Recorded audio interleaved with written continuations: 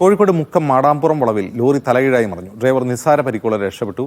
അപകടത്തിന്റെ CCTV ദൃശ്യങ്ങൾ പുറത്തുവന്നു.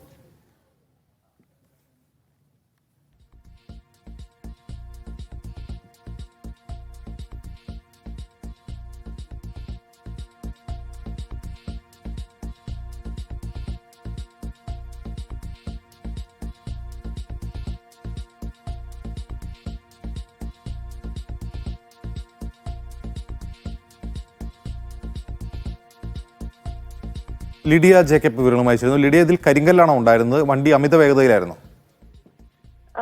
അജിൻസ്, രാവിലെ 7 മണിയോടെയാണ് അപകടമുണ്ടായത്.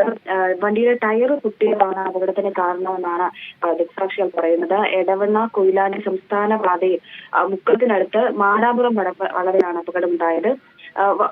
ലോറി അരീക്കോട് ഭാഗത്തു നിന്ന് മുക്കം ഭാഗത്തേക്ക് വരികയായിരുന്നു. അപ്പോഴാണ് ഇത്തരത്തിൽ ടയർ പൊട്ടിയതിനെ തുടർന്ന് വണ്ടി തലകീഴായി മറിയുകയും